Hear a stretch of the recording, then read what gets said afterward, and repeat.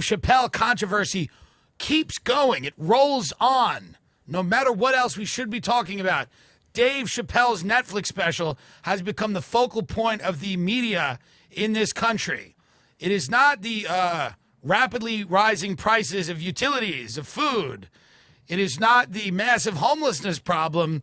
It is not the inability of the government in Washington to function. It is not any of those things. It is the Dave Chappelle Netflix special where there are employees of Netflix who are angry at this, staging a walkout of the special. So it is a special that I, full disclosure, have not seen all of. I watched a little bit of it. You know, he's a master. Was it the funniest thing in the world? No.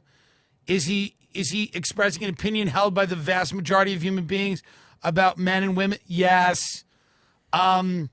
But the CEO of Netflix, Ted Sarandos, who's Greek, right? I believe so, yes. Interesting. So, because there's not a lot of successful Greek people. Mm-hmm. There's really not. That's true. The vast majority of Greeks are not doing well. Mm. But some of them are, right? They own diners, but they're more working class people. Mm. And Ted Sarandos, good for him. There's John Stamos. There's a few of them. A couple, yeah. Rita Wilson, Tom Hanks' wife. Mm. It's not a huge group. Mm. So Ted Sarandos, Greek, Giannis Papas, Greek, defended Dave Chappelle and said, listen, guys, we're going to put out things. You may not like them. We don't think it's going to lead to real-world violence against trans people. That was basically the gist of his statement. Netflix chief again defends Chappelle's special. Quote, content doesn't directly translate to real-world harm. He said, we have Dave Chappelle on our platform. We also have Hannah Gadsby. And then Hannah Gadsby, who we don't know where she's been, she's somewhere in Australia enforcing a lockdown. I'll tell you that much. Where is she? She's in New Zealand, right? Blinking? Anyway, Hannah Gadsby, she's atypical, neurodivergent, whatever. She's not always with us. And when she is with us, she says some very disturbing things and then goes back to where she lives. And that's great. But she doesn't really know what's going on. Or she's kind of fuzzy. It just seems like she's like a fuzzy photograph, right? Her hair is never quite done. She's just kind of low, and this is the way it is. Mullen does a great impression of her. But every now and then she gets real fired up. You know, when someone insults Greta Thunberg or whatever. She gets real fired up when a white guy does something bad. So she looked at Ted Sarandos. She's like, fuck him. And she literally said, hey, Ted Sarandos, just a quick note to let you know that I would prefer if you didn't drag my name into your mess. Now I have to deal with even more of the hate and anger that Dave Chappelle's fans like to unleash on me every time Dave gets $20 million to process his emotionally stunted partial worldview. Fuck you and your amoral algorithm cult. I do... What? With more backbone than you? What is that word? I can do more shits? I could do more shits with more backbone than you. What? What? But this is what I mean. She's not fully with us. Yeah. She's not fully with us. And God bless her. She's a child of God. She goes, that's just a joke. I definitely didn't cross the line because you just told the world there isn't one. Gadsby captured her post. Yes, I watched the whole thing. Leave me alone. Trans is beautiful. Comedy is dead. I killed it. Those are the hashtags. Mm. It says here she's trans as well. I didn't know that. Well, I didn't either. I had no idea. I had no idea. Yeah.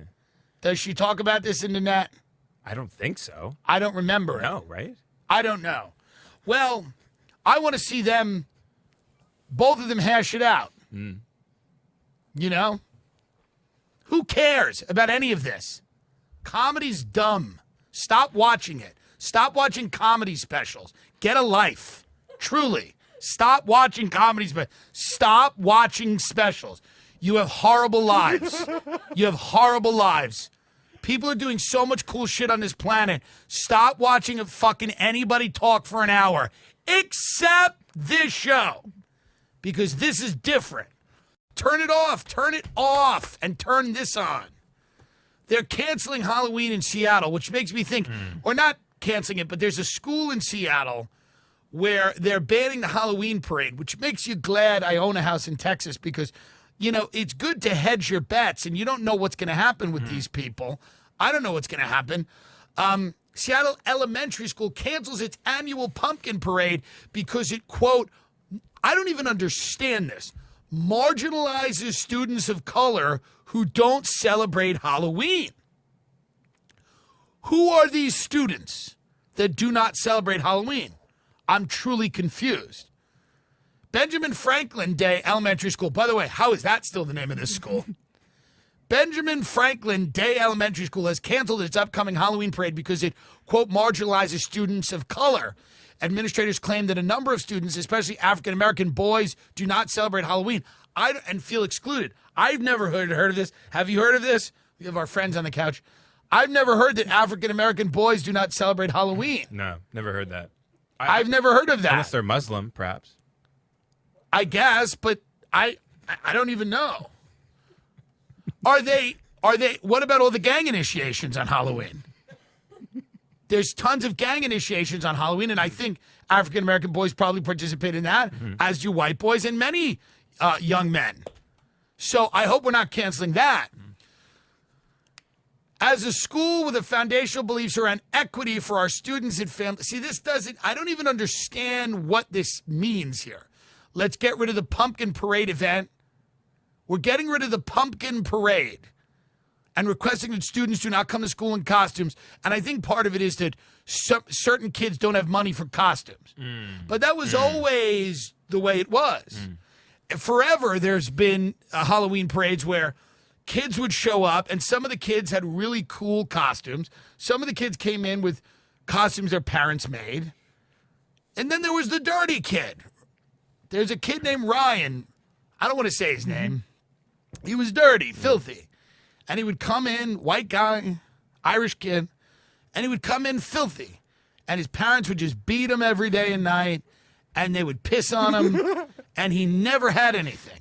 And he would come to school, and he would always look like high, but he was never high. But I think he was just getting beaten so much, and he was malnourished. He used to eat like pixie sticks and Fun Dip. It was bad. So this kid Ryan would come, and he'd be embarrassed because he'd be like, oh, it's Halloween. I don't walk in. I forgot. We're like, and it was rough. It was very sad. But then, like, the teachers would give him, like, a pumpkin mask so he could do the parade with everybody else. So this poor kid who smelled like beer piss from a bar and who was still bloody from the parents just kicking the shit out of him would just put on a pumpkin mask and walk. Why, if you cancel it, his life's not going to get better. That's my point. His life doesn't get better. Ryan's parents don't decide to love him. They don't even know the parade's happening. They don't give a shit. So he would be sad, kind of. He would be sad. I remember we went to his house once to smoke cigarettes. And he goes, my house is kind of messy. And I was like, but I hang out at Rosie's, the crack house, 3 doors down from him. He goes, right. I'm like, I don't care. We don't care. But we went in there, and you could see just cereal and just cigarettes, like ashtrays overflowing with cigarettes. Like, he had a bad life. Certain kids have a bad life. It's very, very hard, And he was the type of kid who they're talking about, like, not privileged, didn't have parents that cared, and didn't show up with the uniform, Like, I'm sorry, with the Halloween costume. He didn't have so the teachers would like give him, because they had those little pumpkin masks. They were plastic, and they would go on with the one string. Yeah, it was one string. It was not a lot. Yeah. It wasn't good. But then there was a girl who was like 600 pounds. They dressed her as a princess. Like, her parents brought her in, and she was just like walking around as a princess. And then, like, most of the kids had masks, right? Cool kids have masks, like Freddy Krueger, like, fuck it. Yeah, we're going to kill you. It's Halloween. And then, like, the fat girl, like the real fat one, her name was Jennifer. She'd go like this. Like, she would just do this every day with her head. I don't know why. It might have been a thing, but she would go like this every day. I know what you mean. She would just do this every single day, like this. And they put her in a princess outfit, and she would walk like this. And then Ryan, who smelled like piss, would have his little thing. It was nice, is my point. It was a nice day. And you can't ruin this. You can't take this away for kids. Not everybody. It's insane. Everyone celebrates Halloween. Halloween is about eating candy and fucking smashing fucking car windows or throwing eggs, shaving cream, vandalism.